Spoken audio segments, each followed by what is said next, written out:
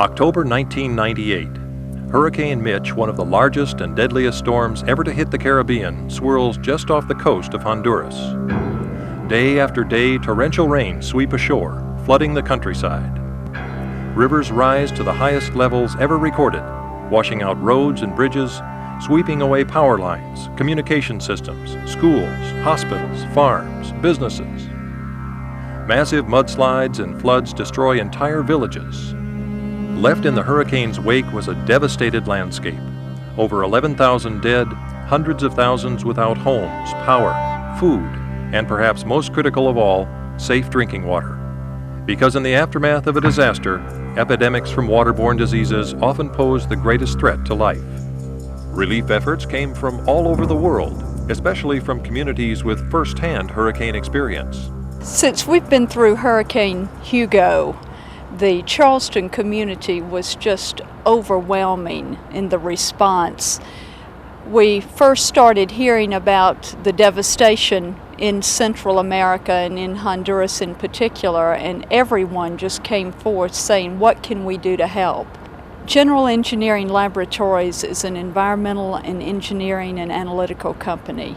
So we deal with environmental issues, with pollution, with water. We found early on that providing safe drinking water in third world countries was definitely not going to be easy. In contact with experienced relief agencies, they found that shipping massive amounts of bottled water, while possible as a short-term solution, faced almost insurmountable obstacles in the long run. Transportation in a third world country is expensive and difficult in the best of times. And with so many Honduran bridges and roads destroyed by floods, moving a steady supply of water to remote areas was virtually impossible. They found that providing small water treatment systems could solve the needs of some individual families, but the sheer numbers of people who needed safe drinking water in Honduras made this method impractical. Finally, there were the large treatment systems, and these had drawbacks too. Available systems were often too big and cost up to $50,000 each. They were also much too complex to be operated and maintained by villagers with minimal education. What they really needed was a treatment system that could treat highly contaminated water and provide them a sustained source of clean drinking water. The system needed to be simple to build, simple to maintain, simple to operate. With these factors in mind, the Greens went to work with their company's engineers, and a remarkable new purification system, specially designed for the rigors of primitive third world applications, took shape in just 2 days. To keep the cost down and to make the unit affordable to the people that really need it, we use off-the-shelf components common throughout the chemical and food industry. We also kept the unit very compact so that you can see it fits in the back of a pickup truck, which is the usual mode of transportation in these remote areas. Our goal was to get back to basics in water treatment.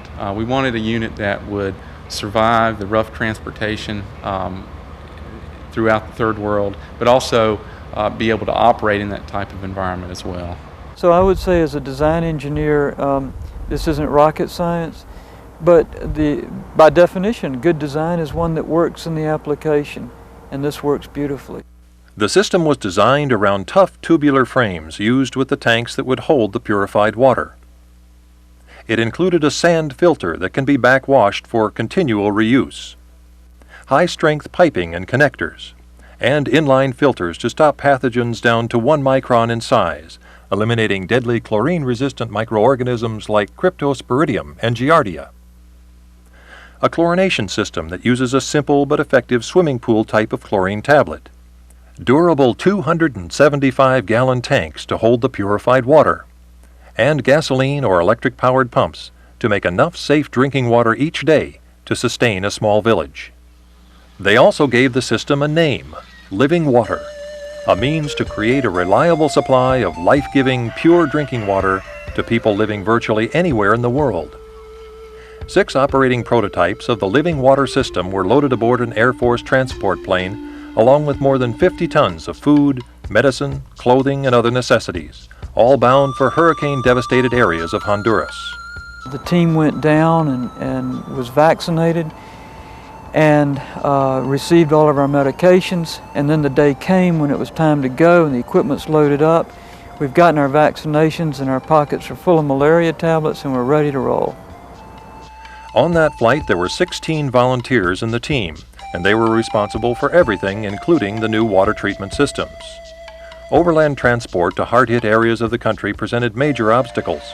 Swollen rivers and mudslides had reduced many parts of the country to plastic sheet shanties where families struggled to meet even their most basic needs. The children that you see there, a lot of them are dehydrated and have all kinds of problems and disease and illness because of these waterborne diseases. And so many of them don't make it to the age of 5. It's ironic, one of our most basic human needs, safe drinking water, is unavailable to so many millions of children. 3 of the 6 living water prototype units were set up in hard-hit areas of the Honduran capital, Tegucigalpa. The others were placed in rural areas around the northern city of San Pedro Sula. Some used shallow wells as a source of water, others relied on surface water from rivers. Following careful testing and a sample drink for each of the thirsty volunteers, systems began providing water to people who often walked miles to fill containers of every description. We were pumping out of some very muddy rivers, the color of coffee with cream. And then coming out of the tap was clear water. It looked clearer than the bottled water that they buy in Central America. And some of them thought it was some type of magic or miracle. For many, it was the first time in their lives they had access to safe, clean drinking water. It was just remarkable to me to realize that with a simple system, you can do so much to alleviate the health problems of children and undernourished people in the developing world. We get letters, when we get letters from doctors who've been going to these countries for years to treat waterborne diseases, and they go into towns where we put these and they find no more diseases. When you hear that from the doctors, it's hard not to get excited about what these units are doing. But the story doesn't end there, because the need for safe water goes far beyond the borders of hurricane-ravaged Honduras. That's why Project Living Water was launched. Since the installation of the first 6 units, more have been built and installed in some of the roughest imaginable conditions in Central America. And they're all still going strong. This means that now there is a realistic, proven way to bring the long-term benefits of safe drinking water to virtually any population in need. System reliability is high, yet the cost is low. After installation, operating expenses are less than $1 per 1,000 gallons of pure drinking water. We have quite a large environmental engineering staff here. These are capabilities that we could provide in developing countries. We'll go into an area and just do an assessment of what their water resources are, what types of systems. It might be this type of system, it might be another type of system that would best suit their needs. Project Living Water works with governmental and non-governmental groups to provide these remarkable systems and support services to any specified location. Groups can purchase units outright or specify services including transportation, setup, operator training and ongoing support, area needs assessment, and development of comprehensive water use plans.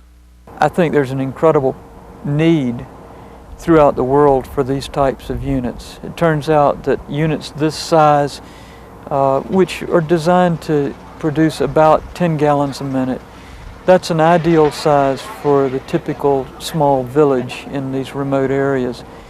There are needs not only in Central America, there are needs throughout Central and South America and Africa. In fact, we've even been told by organizations that there are needs for these units in the United States when there's a disaster like a storm or a flood. With the technology and experience Project Living Water has developed, a village in Honduras can enjoy water that's every bit as safe as the water that flows from the taps anywhere in the developed world. From lessons learned after one of the hemisphere's most destructive hurricanes, to the dawning of a solution to one of the world's greatest problems. We would like to provide safe drinking water throughout the developing world. We are in a unique position where we have the ability to design and build these types of things. The problem is we can't continue to do it on our own. You don't often get a chance to help people in this way, people that really need help. People get so excited about being involved in projects like this where it's so obvious that you're making a difference. This is the legacy of Project Living Water.